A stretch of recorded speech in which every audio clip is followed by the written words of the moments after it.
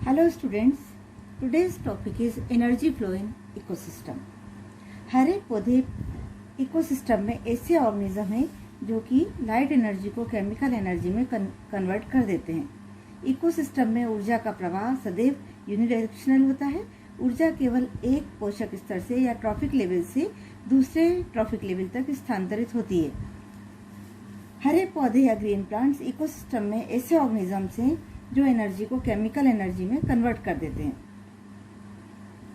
ये ऊर्जा का प्रवाह थर्मोडायनेमिक्स के दो नियमों के अनुसार होता है।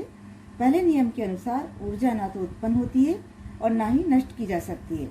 Energy neither be created nor destroyed. दूसरे नियम के अनुसार जब ऊर्जा एक रूप से दूसरे रूप में ट्रांसफॉर्म होती है या रूपांतरित होती है तो इस क्रिया में ऊर्जा का लॉस होता है। यहाँ जो आप पहला चित्र देख रहे हैं या पहला मॉडल देख रहे हैं एनर्जी फ्लो का, इससे ये भी स्पष्ट है कि ऊर्जा का प्रवाह में रिडक्शन के साथ ही प्रत्येक ट्रॉफिक लेवल पर स्टैंडिंग क्रॉप या जैव भार में भी कमी होती है। लेकिन इसका अर्थ ये बिल्कुल भी नहीं है कि ऊर्जा तथा जैव भार में कोई कोरिलेशन है। ये संबंध परिस्थितियों के अनुसार परिवर्तनीय है। उदाहरण के लिए एल्गी की 1 ग्राम मात्रा जो कि कम जैव भार वाली है किसी वृक्ष की पत्ती के कई ग्रामों के बराबर हो सकती है, क्योंकि शैवाल की उत्पादन दर या प्रोडक्शन रेट पत्ती की उत्पादन दर से कहीं अधिक होता है। यहाँ पर आप देख रहे हैं पहले चित्र के अनुसार जितनी भी सोलर एनर्जी पौधों के द्वारा या ऑटोट्रॉफ्स के द्वारा ग्रहण की जा रही है वो यहाँ से फर्स्ट ट्रॉफिक लेवल पर से सेकंड ट्रॉफिक लेवल में जाती है तो उसका 30% का डिकम्पोजिशन हो रहा है और रिमेनिंग एनर्जी सेकंड लेवल या हर्बीवोर्स तक पहुंच रही है। इसी तरह से थर्ड लेवल या कॉर्निवोर्स तक पहुंचती है और इस तरह से प्रत्येक लेवल पर ये बॉक्सेस छोटे होते जा रहे हैं और क्योंकि ऊर्जा या तो उनकी मेटाबॉलिक एक्टिविटीज के द्वारा या डिकम्पोजिशन के द्वारा कम होती जा रही है। इसी प्रकार का एक मॉडल है वाय आकार के अथवा टूल चेन। दूसरा मॉडल जो आप देख रहे हैं वाय आकार का मॉडल कहलाता है, जो कि ओडम के द्वारा दिया गया था। इसमें ये बताया गया है कि ऊर्जा का प्रवाह 2 डायरेक्शन में भी हो सकता है। पहला हर्बीवोर्स फूड चेन तथा दूसरी डेट्रिटस फूड चेन के द्वारा। दोनों भुजाएं प्राइमरी प्रोड्यूसर्स को प्रभावित करने के अनुसार भिन्न होती हैं। प्रत्येक मॉडल में ग्रेजिंग और डेट्रिटस फूड चेन्स स्पष्टतः पृथक हैं। इस चित्र में फॉरेस्ट में जैव भार ऊर्जा प्रवाह संबंधों का अंतर दर्शाया गया है। समुद्र तल में ग्रेजिंग चेन में ऊर्जा प्रवाह वन के डेट्रिटस भोजन श्रृंखला की अपेक्षा लार्जर साइज का होता है। इसके विपरीत वन में 90% से अधिक शुद्ध प्राथमिक उत्पादकता या नेट प्राइमरी प्रोडक्टिविटी का उपयोग डेट्रिटस भोजन श्रृंखला में होता है।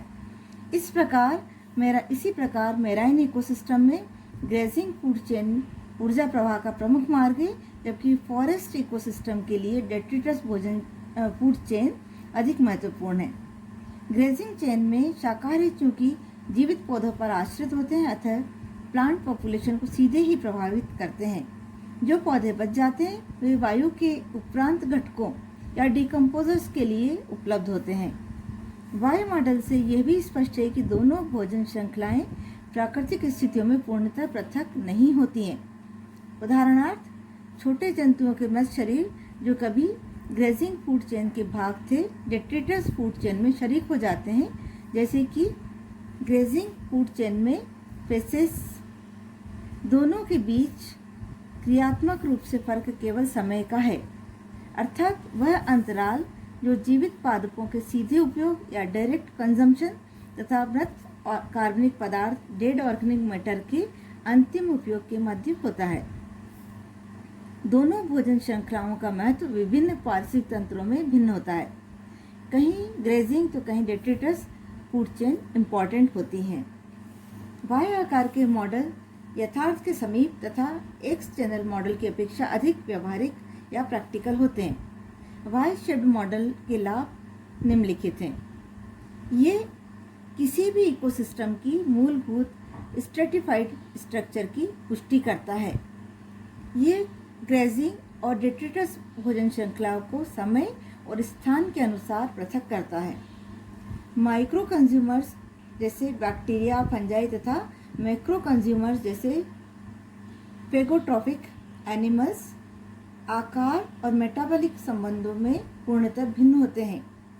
किसी भी इकोसिस्टम में एनर्जी फ्लो का अध्ययन अत्यंत महत्वपूर्ण है, क्योंकि इसके द्वारा फूड प्रॉब्लम को हल किया जा सकता है।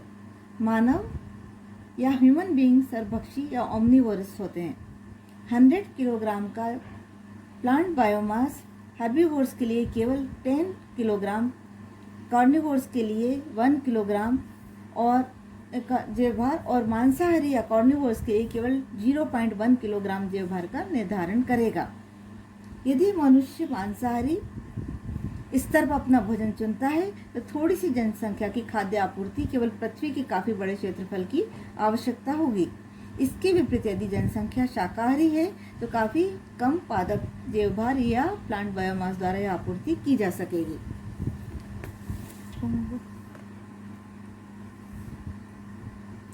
इस तरह हम देखते हैं कि ऊर्जा का प्रवाह में जो भी सोलर एनर्जी होती है वो ऊर्जा इकोसिस्टम के अंदर हरे पौधों के द्वारा फोटोसिंथेसिस की क्रिया के द्वारा ग्लूकोज में कन्वर्ट हो जाती है और इस प्रोसेस के द्वारा ये जो पौधों में एनर्जी एकत्रित होती है, यह एनर्जी इकोसिस्टम में एक फूड चेन में निरंतर प्रोसेस के द्वारा चलती आगे बढ़ती रहती है।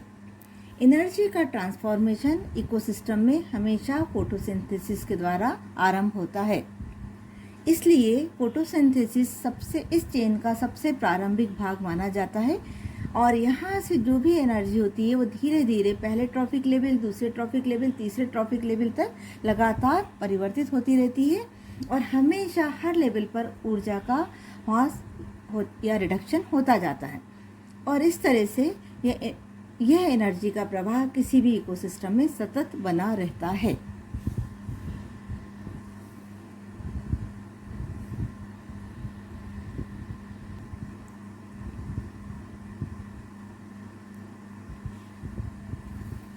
आप इस चित्र में जैसा देख रहे हैं, सूरज की एनर्जी पौधों के द्वारा ली जा रही है। ये क्या कहलाते हैं? प्रोड्यूसर्स। उनमें फोटोसिंथेसिस की क्रिया होती है। इसमें क्या होता है? कार्बन डाइऑक्साइड ली जाती है और ऑक्सीजन बाहर निकलती है। यहाँ जो फोटोसिंथेसिस की क्रिया हो रही है उसके द्वारा ये जो एनर्जी है शुगर या हाई क्वालिटी एनर्जी के रूप में कन्वर्ट हो जाती है। इसी तरह से फिर आगे ऑक्सीजन ली जाती है किसी भी ऑर्गेनिजम्स के द्वारा, उनकी श्वसन क्रिया होती है और ये धीरे धीरे हीट एनर्जी के रूप में बाहर निकलती जाती है। कार्बन डाइऑक्साइड रेस्पिरेशन में क्या होता है? फोटोसिंथेसिस में हम कार्बन डाइऑक्साइड ले रहे हैं, पौधों के द्वारा ली जा रही है और उसके बदले में ऑक्सीजन रिलीज हो रही है। लेकिन उसी समय जो सेकेंडरी ट्रॉफिक लेवल हैं या टर्शियरी ट्रॉफिक लेवल हैं उनमें रेस्पिरेशन की क्रिया में ऑक्सीजन ली जा रही है और कार्बन डाइऑक्साइड निकल रही है। तो ये भी एक साइकिल हमेशा एनर्जी एक्सचेंज के अंतर्गत इकोसिस्टम में चलता रहता है। ये बहुत ही इम्पॉर्टेंट है क्योंकि इसी के द्वारा हम एनर्जी फ्लो इन किसी भी इकोसिस्टम में समझा सकते हैं। जैसे हमने देख रहा है फाइटोप्लैंक्टन।